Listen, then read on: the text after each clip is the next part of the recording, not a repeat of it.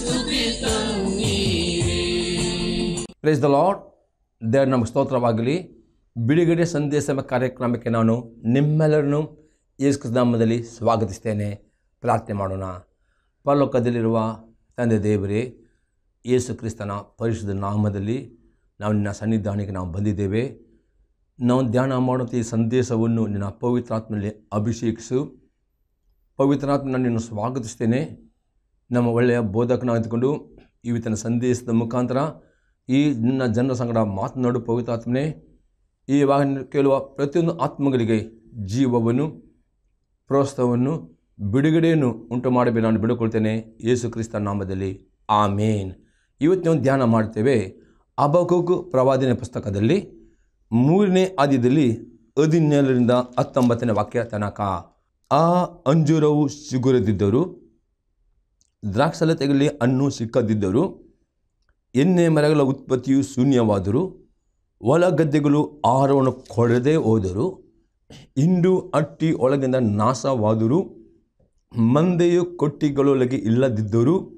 ನಾನು ಯೆಹೋವನಲ್ಲಿ ಉಲ್ಲಾಸಿಸುವೆನು, ನನ್ನ ರಕ್ಷಕನಾದ ದೇವರೇ ಆನಂದಿಸುವೆನು.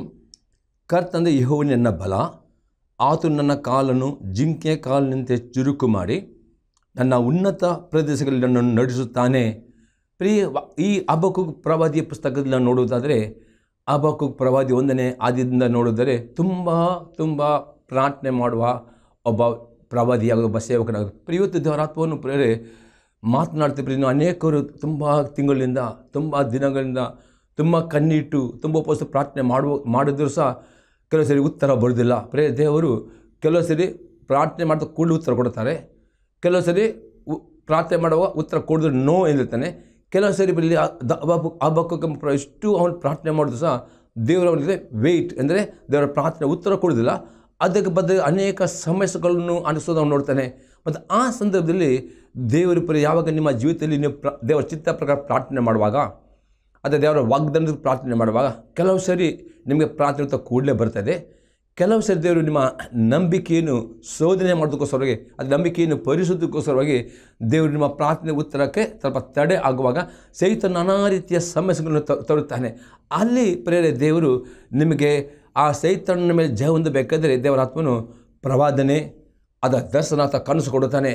ಅದು ಕೊಟ್ಟ ಇನ್ನೂ ಪ್ರಾಬ್ಲಮ್ ಜಾಸ್ತಿ ಇರ್ತದೆ. ಅದೇ ಅಂಥ ಸಂದರ್ಭದಲ್ಲಿ ಹೇಗೆ ನೀವು ಆ ಶೋಧನೆಗಳು ಜಯಿಸೋದು, ಹೇಗೆ ಯಾವ ರೀತಿಯಲ್ಲಿ ಹಬಕ್ಕೂಕ ಪ್ರವಾದಿ ಜಯಿಸಿದನು ಎಂಬುದಾಗಿ ಕೆಲವು ಸಂಗತಿಗಳು ನಿಮಗೆ ನಾವು ಅತಿ ಸ್ಪಷ್ಟವಾಗಿ ನಾವು ಹೇಳಲು ಬಯಸ್ತೇವೆ. ನಾವು ಒಂದಿನ ಸಂಗತಿ ಪಾಯಿಂಟ್ ಬರೆದುಕೊಳ್ಳಿರಿ. ದೇವರು ಕೊಟ್ಟ ದರ್ಶನವನ್ನು, ಕನಸನ್ನು ಅಥವಾ ಪ್ರವಾದನೆಯನ್ನು ಯಾವಾಗಲೂ ಜ್ಞಾಪಕದಲ್ಲಿಟ್ಟುಕೊಂಡು ಎಲ್ಲ ಸಂದರ್ಭದಲ್ಲಿಯೂ ದೇವರನ್ನು ಸ್ತುತಿಸುವವರು ಆಗಬೇಕು. ಹಬಕ್ಕೂಕ ಪ್ರವಾದನೆ ಪುಸ್ತಕದಲ್ಲಿ 2ನೇ ಅಧ್ಯಾಯದಲ್ಲಿ 2ರಿಂದ 4ನೇ ವಾಕ್ಯ ತನಕ. ಆಗ ಯೆಹೋವನು ನನಗೆ ಈ ಉತ್ತರವನ್ನು ದಯಪಾಲಿಸಿದನು, ನಿನಗಾದ ದರ್ಶನವನ್ನು ಬರೆ, ಓದುವವರು ಶೀಘ್ರವಾಗಿ ಓದುವಂತೆ ಹಲಿಗೆಗಳ ಮೇಲೆ ಅದನ್ನು ಕೆತ್ತು, ಅದು ಕ್ಲುಪ್ತ ಕಾಲದಲ್ಲಿ ನೆರವೇರತಕ್ಕದ್ದು, ಅದೇ ಪರಿಣಾಮಕ್ಕೆ ತ್ವರೆಪಡುತ್ತದೆ. ಮೋಸ ಮಾಡದು, ತಡವಾದರೂ ಅದೇ ಕಾದಿರು, ಅದು ಬಂದೇ ಬರುವುದು, ತಮಾಸವಾಗದು. ಈಗ ಆ ದುಷ್ಟನ ಅಂತರಾತ್ಮ ಉಬ್ಬಿಕೊಂಡಿದೆ, ಯಥಾರ್ಥವಲ್ಲ. ನೀತಿವಂತನು ತನ್ನ ನಂಬಿಕೆಯಿಂದಲೇ ಬದುಕೋನು. ಇಲ್ಲಿ ಹಬಕ್ಕೂಕ ಇಷ್ಟು ಪ್ರಾರ್ಥನೆ ಮಾಡಿದ ನಂತರ ದೇವರು ಅವನಿಗೆ ದರ್ಶನ ಕೊಡುತ್ತಾನೆ. ಮತ್ತು ನಿನಗೆ ಆ ದರ್ಶನ ಬರೆದಿಟ್ಟುಕೋ, ಅದು ನೆರವೇರುವುದು, ಕ್ಲುಪ್ತ ನೆರವೇರತಕ್ಕದ್ದು, ಅದರ ಪರಿಣಾಮಕ್ಕೆ ತ್ವರೆಪಡುತ್ತದೆ. ಆದರೂ ಮೋಸ ಮಾಡೋದಲ್ಲ, ತಮಾಸ ಮಾಡೋದ ಬಂದರೆ ಹಾಗಾದರೆ ಇವತ್ತು ನಿಮ್ಮ ಜೀವಿತದಲ್ಲಿ ದೇವರು ಕೆಲವೊಂದು ನಿಮ್ಮ ಪ್ರಾರ್ಥನೆ ಉತ್ತರ ಕೊಡಲಿಲ್ಲ ಸಮಯದಲ್ಲಿ ನೀವು ನಿರಾಶರಾಗದೆ ನಿರಂತರ ಪ್ರಾರ್ಥನೆ ಮಾಡೋದಾದರೆ, ಉಪವಾಸಕೊಂಡು ಪ್ರಾರ್ಥನೆ ಮಾಡೋದಾದರೆ, ಅನ್ಯ ಭಾಷೆಯಲ್ಲಿ ದೀರ್ಘಕಾಲ ಪ್ರಾರ್ಥನೆ ಮಾಡೋದಾದರೆ, ನಿಜವಾದ ದೇವರು ಈ ರೀತಿ ನಿಮಗೆ ದರ್ಶನಗಳನ್ನು, ಕನಸುಗಳನ್ನು ಆ ದೇವರ ವಾಕ್ಯದ ಮುಖಾಂತರ ನಿಮ್ಮಲ್ಲಿ ದೇವರು ಮಾತನಾಡ್ತಾನೆ. ಅಥವಾ ದೇವರು ತನ್ನ ಸೇವಕರ ಮುಖಾಂತರ ನಿಮಗೆ ಪ್ರವಾದನೆ ಕೊಡ್ತಾನೆ. ಈ ಪ್ರವಾದನೆಗಳನ್ನು ಅದೇನು ದರ್ಶನಗಳನ್ನು ಕೊಡ್ತಾನೋ ನಿಮ್ಮ ಪುಸ್ತಕದಲ್ಲಿ ನೀವು ಬರೆದಿಟ್ಟುಕೊಂಡು ಯಾವಾಗಲೂ ಜ್ಞಾಪಕದಲ್ಲಿ ಇಡುವರಾಗಬೇಕು. ಈ ಕೊಟ್ಟ ಪ್ರವಾದನೆ ಈ ಕೊಟ್ಟ ದರ್ಶನ ಅಂದರೆ ದೇವರು ನಿಮಗೆ ಏನು ದರ್ಶನ ಕೊಡ್ತಾನೋ, ಏನೋ ಪ್ರವಾದನೆ ಕೊಡ್ತಾನೋ, ಅದಕ್ಕೊಂದು ಸಮಯ ಉಂಟು ನೆರವೇರಲಿಕ್ಕೆ. ಆ ಸಮಯ ಬರುವ ತನಕ ನಿಮ್ಮ ಜೀವಿತದಲ್ಲಿ ಶೋಧನೆಗಳು, ಕಷ್ಟಗಳು ಬರ್ತವೆ. ಯಾಕೆಂದರೆ ದೇವರು ನಿಮ್ಮ ನಂಬಿಕೆ ನೋಡ್ತಾನೆ. ನೀವು ನಿಜವಾಗಿ ದೇವರಿಂದ ಬಂದ ಮಾತು ಅದು ನಿಷ್ಫಲವಾಗುವುದಿಲ್ಲ, ದೇವರಿಂದ ಸುಳ್ಳಾಡುವುದಿಲ್ಲ. ದೇವರ ಮಾತನ್ನು ನೆರವೇರ್ತದೆ ಎಂಬುದನ್ನು ನಂಬುತ್ತೀರೋ, ಅಥವಾ ಶೋಧನೆಗಳ ಬರೋ ಸಮಯದಲ್ಲಿ ದೇವರ ಕಡೆ ದರ್ಶನವನ್ನು ಆ ಕನಸನ್ನು ಮರೆತು ಬಿಡುತ್ತೀರೋ ಮತ್ತು ದೇವರ ಅವಿಧರಾಗ್ತೀರೋ ಎಂಬುದು ನೋಡಲಿಕ್ಕೆ ನಿಮ್ಮ ಜೀವಿತದಲ್ಲಿ ಹಬಕ್ಕೂಕ ಪ್ರವಾದಿ ಬಂದ ಹಾಗೆ ಕಷ್ಟಗಳು ಸಮಸ್ಯೆಗಳು ಬರುವಾಗ ಪ್ರೇರೆ ನೀವು ಎಂದಿಗೂ ಅದರಲ್ಲಿ ಸೋತು ಹೋಗಬಾರದು. ನೀವು ತಿಳಿದುಕೊಳ್ಳಬೇಕು, ದೇವರ ವಾಕ್ಯಕ್ಕೆ ವಿಧರಾಗಿ ನಡೆಯುವಾಗ, ದೇವರ ಚಿತ್ತ ಮಾಡುವಾಗ, ಆ ದೇವರ ದರ್ಶನ ಕೊಟ್ಟ ಸಮಯದಲ್ಲಿ, ಪ್ರವಾದನೆ ಕೊಟ್ಟ ಸಮಯದಲ್ಲಿ, ಆ ದೇವರ ಸೇವೆಯನ್ನು ಮಾಡುವಾಗ ನಿಮಗೆ ನಂಬಿಕೆಗೆ ಪರೀಕ್ಷೆಗಳು, ನಂಬಿಕೆಗೆ ಶೋಧನೆ ಬರ್ತವೆ. ಅದು ಯಾಕೆಂದರೆ ದೇವರು ನಿಮ್ಮನ್ನು ನಂಬಿಕೆಯಲ್ಲಿ ಅಭಿವೃದ್ಧಿಪಡಿಸುತ್ತಾನೆ, ನಂಬಿಕೆ ವೀರಾಗಿ ಮಾಡ್ತಾನೆ. ಅದು ಆ ಶೋಧನೆ ಬರುವಾಗ ಪ್ರೇರಣೆ ದಿನಾಳು ಇದನ್ನು ಸ್ತುತಿಸುವುದಾದರೆ, ಕೊಂಡಾಡುವುದಾದರೆ ನೀವು ಬೇಗನೆ ಆ ಶೋಧನೆ ಪಾಸ್ ಆಗ್ತೀರಿ. ಮತ್ತು ಪಾಸಾದ ನಂತರ ದೇವರು ಕೊಟ್ಟ ದರ್ಶನವಾಗುವುದು, ಕನಸಾಗುವುದು, ಪ್ರವಾದನೆ ಅದು ನೆರವೇರುವುದು ಎಂಬುದಾಗಿ ಈ ವಾಕ್ಯದಲ್ಲಿ ನಾವು ನೋಡ್ತೇವೆ. ಅಷ್ಟಲ್ಲದೆ ನೀತಿವಂತರು ನಂಬಿಕೆಯಲ್ಲೇ ಬದುಕಂತ ದೇವರು ಕೊಟ್ಟ ನಂಬಿಕೆ. ನಂಬಿಕೆ ಹೇಗೆ ಬರ್ತದೆ ಅಂದರೆ, ಯಾವಾಗ ನೀವು ದೇವರು ಕೊಟ್ಟ ದರ್ಶನ ನಂಬುತ್ತೀರೋ, ಪ್ರವಾದನಕ್ಕೆ ನಂಬುತ್ತೀರೋ, ಆಗ ನಿಮಗೆ ನಂಬಿಕೆ ಬರುತ್ತೆ. ಆ ನಂಬಿಕೆಯನ್ನು ಕಡೆತನ ಕಾಪಾಡಿಕೊಂಡು ನಂಬಿಕೆಯಲ್ಲಿ ಮಾತನಾಡಬೇಕು, ನಂಬಿಕೆಯಲ್ಲಿ ವಿಧೇಯರಾಗಬೇಕು, ನಂಬಿಕೆಯಲ್ಲಿ ನೀವು ನಡೆಯಿರಬೇಕು. ಆ ನಂಬಿಕೆಯಲ್ಲಿ ನಡೆಯುವಾಗ, ನಂಬಿಕೆಯಲ್ಲಿ ವಿಧೇಯರಾಗುವಾಗ, ನಂಬಿಕೆ ದೇವರನ್ನು ಸ್ತುತಿಸುವಾಗ, ನಂಬಿಕೆ ಪರೀಕ್ಷೆಯಲ್ಲಿ ಪಾಸ್ ಆಗುವಾಗ ನಂಬಿಕೆಯಲ್ಲಿ ನೀವು ಬೆಳೆಯುತ್ತೀರಿ, ನಂಬಿಕೆ ವೀರಾಗ್ತೀರಿ. ಮತ್ತು ನಿಮ್ಮ ನಂಬಿಕೆ ಮುಖಾಂತರ ಪ್ರೇರೆ ದೇವರ ವಾಗ್ದಾನ ಪಡೆದುಕೊಳ್ಳಲಿಕ್ಕೆ ನಿಮಗೆ ಸಾಧ್ಯವಾಗ್ತದೆ. ಅದಕ್ಕೋಸ್ಕರ ಪ್ರೇರೆ ಒಂದು ಎಕ್ಸಾಂಪಲ್ ನೋಡ್ತೇವೆ ಪ್ರೇರೆ. ರೋಮಾಪುರದ ಪತ್ರಿಕೆ 4ನೇ ಅಧ್ಯಾಯದಲ್ಲಿ 17ರಿಂದ 22ನೇ ವಾಕ್ಯ ತನಕ. ನಾನು ನಿನ್ನನ್ನು ಅನೇಕ ಜನಾಂಗಗಳಿಗೆ ಮೂಲ ಪಿತೃವಾಗಿ ನೇಮಿಸಿದೆನೆಂದು ಶಾಸ್ತ್ರದಲ್ಲಿ ಬರೆದಿರುವ ಪ್ರಕಾರ ಅಬ್ರಹಾಮನು ನಮ್ಮೆಲ್ಲರಿಗೂ ದೇವರ ಸನ್ನಿಧಿಯಲ್ಲಿ ಮೂಲ ಪಿತೃವಾಗಿದ್ದಾನೆ. ದೇವರು ಅಬ್ರಹಾಮನಿಗೆ ಹೇಳಿದನು, ನಾನು ನಿನಗೆ ಅನೇಕ ಜನಾಂಗಗಳಿಗೆ ಮೂಲ ಪಿತೃವಾಗಿ ಮಾಡ್ತೇನೆ. ದೇವರು ಕೊಟ್ಟ ವಾಗ್ದಾನವನ್ನು ಅವನು ನಂಬಿದನು. ಮತ್ತು ಆ ನಂಬಿದ ನಂತರ ನಾವು ನೋಡ್ತೇವೆ, ಅಬ್ರಹಾಮನು ಈ ರೀತಿ ನಂಬಿದನು, ದೇವರು ಸತ್ತವರನ್ನು ಬದುಕಿಸುವವನಾಗಿಯೂ ಇಲ್ಲದನು ಇರುವುದಾಗಿ ಕರೆಯವನಾಗಿ ಇದ್ದನು ಅಬ್ರಹಾಮ ನಂಬಿದನು. ಇದು ನಿಮ್ಮ ನಂಬಿಕೆ. ಅಬ್ರಹಾಮ ನಂಬಿದನು ಏನೆಂದರೆ, ದೇವರು ಅವನಿಗೆ ಮಾತನಾಡಿದನು, ನಿನಗೆ ಅನೇಕ ಜನಗಳ ಮೂಲ ಪಿತೃ ಮಾಡುತ್ತೇನೆ ಎಂಬುದಾಗಿ. ಈ ನಂಬಿಕೆಯಿಂದ ಪ್ರೇರೆ ಅವನು ಏನು ನಂಬಿದನು? ದೇವರು ಇಲ್ಲದನ್ನು ಇರುವುದಾಗಿ, ಇದ್ದದನ್ನು ಇಲ್ಲದಾಗಿ ಮಾಡಲಿಕ್ಕೆ ಶಕ್ತಿಯನ್ನು ಅವನು ನಂಬಿದನು. ಪ್ರೇರೆ 18ನೇ ವಾಕ್ಯ ನೋಡ್ತೇವೆ, ನಿನ್ನ ಸಂತಾನವು ನಕ್ಷತ್ರಗಳಷ್ಟು ಆಗುವುದು ಎಂಬುದಾಗಿ ತನಗೆ ಹೇಳಲ್ಪಟ್ಟ ಮಾತು ನೆರವೇರುವುದಕ್ಕೆ ಮಾರ್ಗ ತೋರದೆ ಇರುವುದರಿಂದ ಅಬ್ರಹಾಮನು ತಾನು ಅನೇಕ ಜನಗಳಿಗೆ ಮೂಲಪಿತೃವಾಗುವನೆಂಬ ನಿರೀಕ್ಷೆಗೆ ಆಸ್ಪದವಿಲ್ಲದಿರುವಾಗಲೂ ನಿರೀಕ್ಷೆ ನಂಬಿದನು. ಪ್ರೇರೆ ದೇವರು ಅಬ್ರಹಾಮನಿಗೆ ಈ ವಾಗ್ದಾನ ಕೊಟ್ಟ ನಂತರ ದೇವರು ಅಬ್ರಹಾಮ ಹೇಳ್ತಾನೆ, ನಕ್ಷತ್ರಗಳನ್ನು ಲೆಕ್ಕಿಸು, ನಕ್ಷತ್ರಗಳಷ್ಟು ಸಂತಾನ ಜನ ಕೊಡ್ತೇನೆ ಅಂತ ಹೇಳಿದ ನಂತರ ಪ್ರೇರೆ ಅದು ಹಾಗೆ ನೆರವೇರಿಲ್ಲ. ಆದರೆ ಅಬ್ರಹಾಮನು ದೇವರು ಕೊಟ್ಟ ಪ್ರವಾದನೆ ದೃಢವಾಗಿ ನಂಬಿದನು. ಪ್ರೇರೆ ನಿರೀಕ್ಷಿಸಿದನು. ದೇವರ ಬಾಯಿಂದ ಬಂದ ಮಾತು ಅದು ಎಂದಿಗೂ ನಿಷ್ಫಲವಾಗಿದೆ. ಪ್ರಿಯ ದೇವರ ಆತ್ಮವನ್ನು ನಿಮ್ಮ ಜೀವಿತ ಅನೇಕರು ಪ್ರೇರೆ ದೇವರು ನಿಮಗೆ ತನ್ನ ಸೇವಕರು ನಿಮಗೆ ಕೈ ಇಡುವಾಗ ಕೆಲವರಿಗೆ ಪ್ರವಾದನೆ ಕೊಟ್ಟಿರಬಹುದು, ಅಥವಾ ದೇವರು ನಿಮಗೆ ವ್ಯಕ್ತಿಗೆ ದರ್ಶನ ಕೊಟ್ಟಿರಬಹುದು, ಕನಸು ಕೊಟ್ಟಿರಬಹುದು. ಆ ದೇವರು ನಿಮಗೆ ರಾತ್ರಿಯಲ್ಲಿ ವಾಕ್ಯದ ಮುಖಾಂತರ ಮತ್ತು ಏನು ದೇವರು ನಿಮಗೆ ಮಾತನಾಡಿದನು ವೈಯಕ್ತಿಕವಾಗಿ.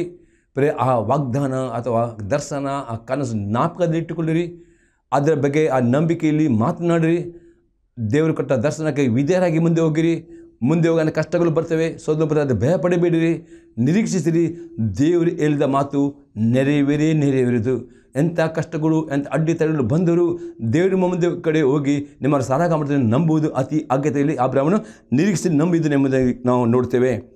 19ನೇ ವಾಕ್ಯದಲ್ಲಿ, ಅವನು ಹೆಚ್ಚು ಕಡಿಮೆ 100 ವರ್ಷದನಾಗಿದ್ದು ತನ್ನ ದೇಹವು ಆಗಲೇ ಮೃತಪ್ರಾಯವಾಯಿತೆಂದು ಸಾಲಿ ಗರ್ಭಕಾಲ ಕಾಲಿ ಹೋಯಿತೆಂದು ಯೋಚಿಸಿ ಅವನ ನಂಬಿಕೆಯು ಕುಂದಲಿಲ್ಲ. ದೇವರು 75 ವರ್ಷದಲ್ಲಿ ಅಬ್ರಹಾಮಿಗೆ ವಾಗ್ದಾನ ಕೊಟ್ಟನು.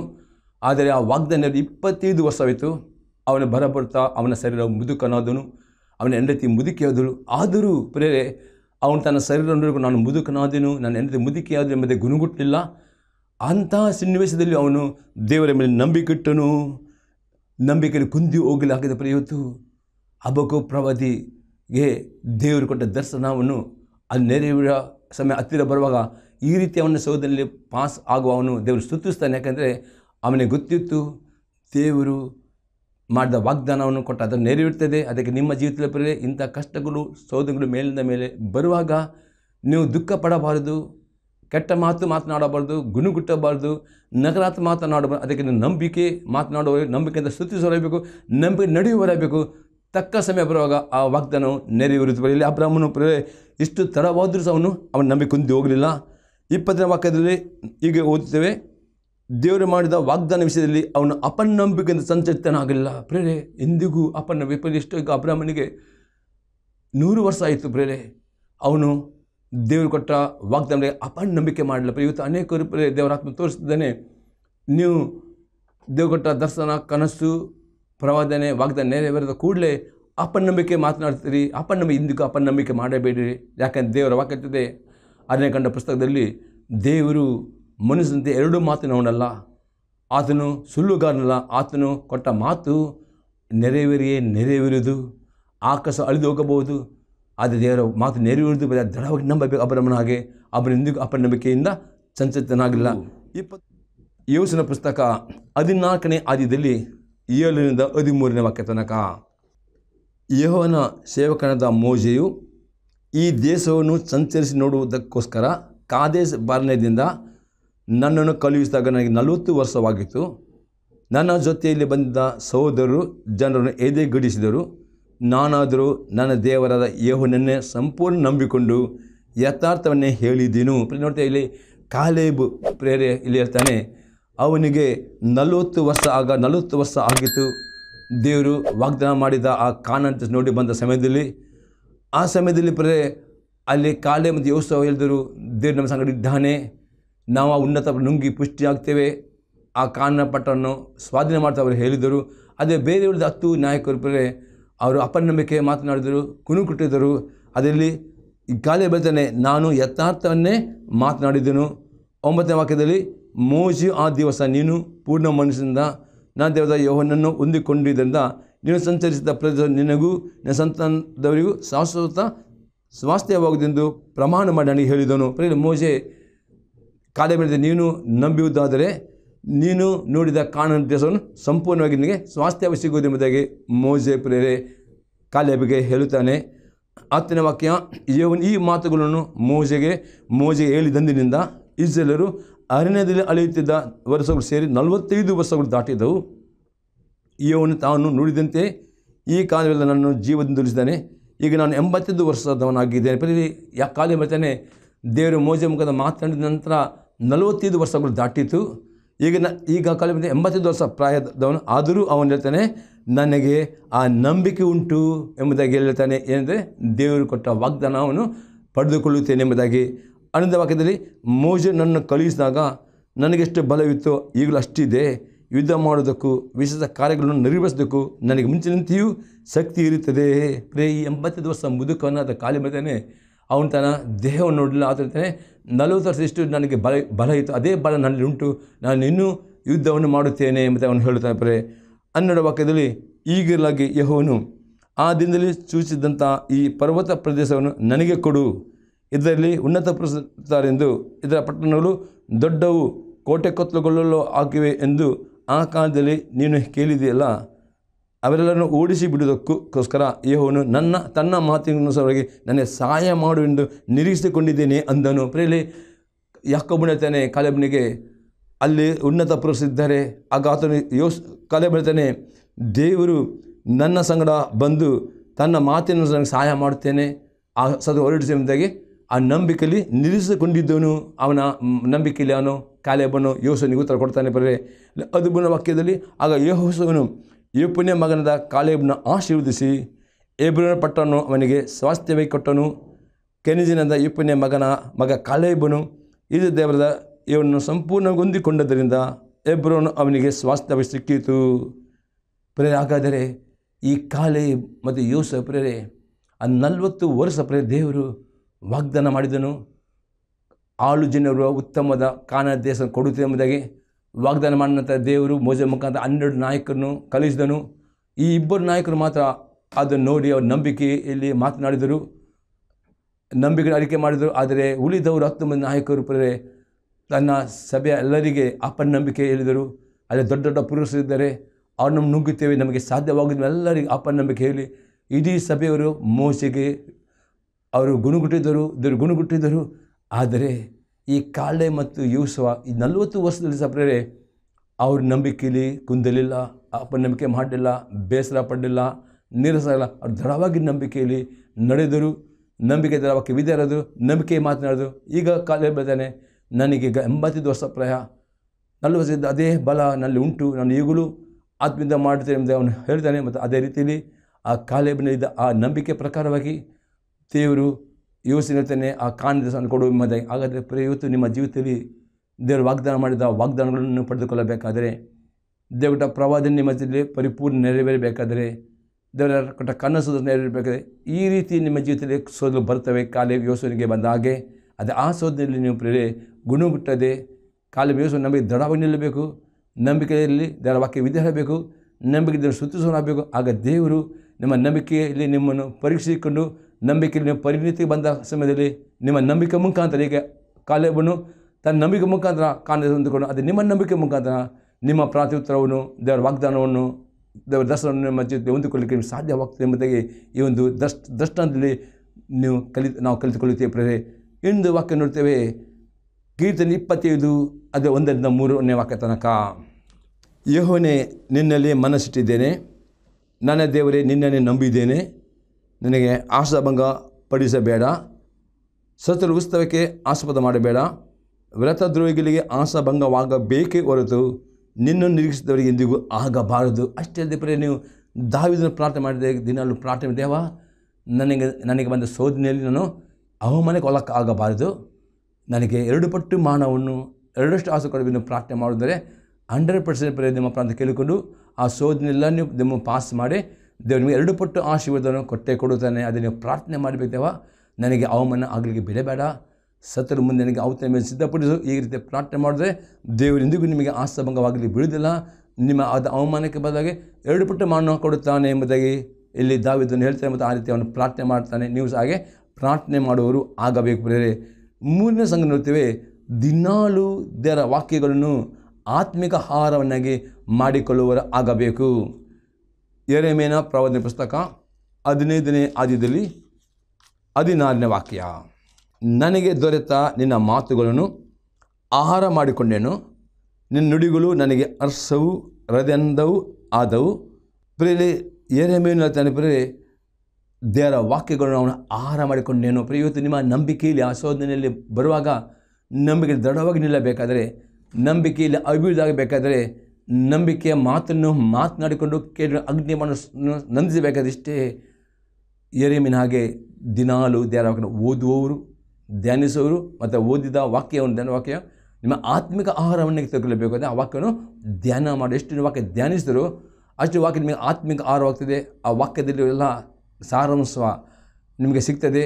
ವಾಕ್ಯ ನಿಮಗೆ ಆತ್ಮ ಬಲಪಡ. ಆ ರೀತಿ ದೇವರ ವಾಕ್ಯವನ್ನು ಪ್ರಿಯ ನಿಮ್ಮ ಆತ್ಮಿಕ ಆಹಾರವನ್ನಾಗಿ ಮಾಡಿದರೆ ಮಾತ್ರವೇ ಪ್ರಿಯ ನಂಬಿಕೆಯಲ್ಲಿ ಕುಂದು ಹೋಗುವುದಿಲ್ಲ. ಒಂದು ವೇಳೆ ಪ್ರಿಯ ಇಂಥ ಅವಸರ ಬರುವಾಗ ಒಂದು ವೇಳೆ ನಿಮ್ಮ ಜೀವಿತ ಪ್ರಾರ್ಥನೆ ಕಡಿಮೆ ಆಗ್ತದೋ, ದೇವರ ವಾಕ್ಯ ಓದುವುದು ಕಮ್ಮಿ ಆಗುತ್ತದೆ, ನೀವು ಶೋಧನೆಯಲ್ಲಿ ನೀವು ಮುಳುಗಿ ಹೋಗ್ತೀರಿ, ನಿಮಗೆ ಜಯ ಆಗೋದಿಲ್ಲ. ಅದು ಇಂಥ ಶೋಧನೆ ಬರುವಾಗ ನೀವು ಯೆರೆಮೀಯನಾಗಿ ದೇವರ ವಾಕ್ಯವನ್ನು ಓದಿಕೊಂಡು ಆ ವಾಕ್ಯವನ್ನು ನಿಮ್ಮ ಆಹಾರವನ್ನಾಗಿ ಮಾಡುವುದಾದರೆ ಎಂಥ ಶೋಧನೆ ಬಂದರೂ ಸಹ ಪ್ರಿಯನು ನಂಬಿಕೆ ಕುಂದಿ ಹೋಗಿದೆ, ನಂಬಿಕೆ ಅಭಿವೃದ್ಧಿ ಹೋಗ್ತೀರಿ. ನಿಮ್ಮ ನಂಬಿಕೆ ಮುಖಾಂತರ ದೇವರ ವಾಗ್ದಾನಗಳನ್ನು ಅಥವಾ ಕನಸನ್ನು ಹೊಂದಿಕೊಳ್ಳಲಿಕ್ಕೆ ನಮಗೆ ಸಾಧ್ಯವಾಗ್ತದೆ. ಪ್ರಿಯ 4ನೇ ಸಂಗತಿ ನೋಡ್ತೇವೆ, ದೇವರು ತನ್ನ ಭಕ್ತರನ್ನು ಉನ್ನತವಾಗಿ ಆಶೀರ್ವಾದ ಮಾಡುತ್ತಾನೆ.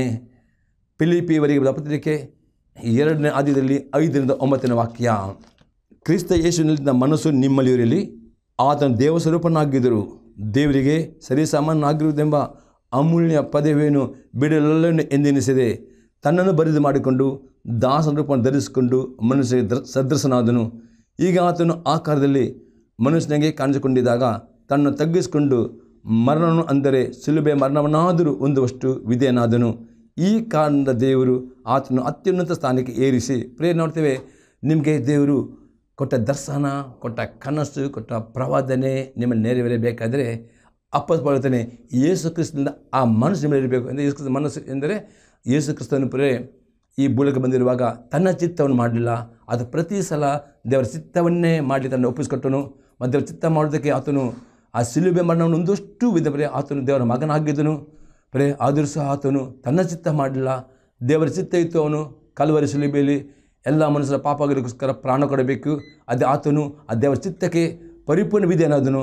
ಆ ವಿಧೇಯತೆ ದೇವರು ನೋಡಿ ಅವನನ್ನು ಉನ್ನತ ಸ್ಥಾನಕ್ಕೆ ಏರಿಸಿದ. ಅದೇ ರೀತಿಯಲ್ಲಿ ಪ್ರಿಯರೇ, ದೇವರು ಈ ಶೋಧನೆಯಲ್ಲಿ ನಿಮ್ಮ ಜೊತೆ ಬಂದಿರುವಾಗ ಈ ಸೋತು ಹೋಗದೆ ಸೋದರ ಜಯವನ್ನು ಹೊಂದಿಕೊಂಡು ದೇವರ ವಾಗ್ದಾನ ಪ್ರವಾದನೆಯನ್ನು ನೆರವೇರಬೇಕಾದರೆ ಯೇಸು ಕ್ರಿಸ್ತನಿದ್ದ ಆ ಮನಸ್ಸು ಅಂದರೆ ವಿಧೇಯತೆ ಮನಸ್ಸು, ಪ್ರತಿಯೊಂದು ದೇವರ ಆಜ್ಞೆಗಳಿಗೆ ವಿಧೇಯರಾಗಿ ನಡೆಯುತ್ತಾರೆ. ದೇವರು ನಿಮ್ಮನ್ನು ಎಲ್ಲರಕ್ಕಿಂತಲೂ ಉನ್ನತವಾಗಿ ದೇವರ ಆಶೀರ್ವಾದ ಮಾಡುತ್ತಾನೆ. ದೇವರ ಮೇಲುನಾಗಿದ್ದೇನೆ. ದೇವರು ನಮಗೆ ಸ್ತೋತ್ರವಾಗಲಿ. ಪ್ರಾರ್ಥನೆ ಮಾಡೋಣ. ಪರಲೋಕದಲ್ಲಿರುವ ದೇವರೇ, ಯೇಸು ಕ್ರಿಸ್ತ ನಮ್ಮಲ್ಲಿ ಸ್ತೋತ್ರವನ್ನು ಕೊಂಡಾಡ್ತಾನೆ. ಈ ದಿನಗಳ ಪ್ರತಿಯೊಬ್ಬರ ಜೀವಿತದಲ್ಲಿ ಆ ನಂಬಿಕೆಯಲ್ಲಿ ಅವರನ್ನು ಅಭಿವೃದ್ಧಿಗೊಳಿಸು. ಯಾರ ಜೀವಿತದಲ್ಲಿ ದರ್ಶನ ಉಂಟು, ಕನಸು ದೇವರು ಅವರು ಬಂದ ಸೋದನೆಯಲ್ಲಿ ಸೋತು ಹೋಗದೆ, ಕುಂದಿ ಹೋಗದೆ, ನಂಬಿಕೆಯಲ್ಲಿ ಅವರು ಅಭಿವೃದ್ಧಿಗೊಂಡು ಯೇಸು ಕ್ರಿಸ್ತನ ಹಾಗೆ ಅವ್ರನ್ನ ವಾಕ್ಯ ವಿಧಾಯಕೊಂಡು ನೀವು ವಾಗ್ದ ಎಲ್ಲ ಆಶೀರ್ವಾದಗಳನ್ನು ವಾಗ್ದಾನಗಳನ್ನು ಅವರ ಜೊತೆ ಅನುಭವಿಸದೆ ಈ ಜನರಿಗೆ, ಈ ವೀಕ್ಷಕರಿಗೆ ಕೃಪೆಯನ್ನು ಕೊಡಬೇಕು ಬೇಡ್ಕೊಳ್ತೇನೆ. ಯೇಸು ಕ್ರಿಸ್ತನ ಪರಿಶ್ರಮದಲ್ಲಿ ಬೇಡ್ತೇನೆ. ಆಮೇನ್. Praise the Lord. ದೇವರು ನಿಮ್ಮನ್ನು ಆಶೀರ್ವಾದ ಮಾಡಲಿ.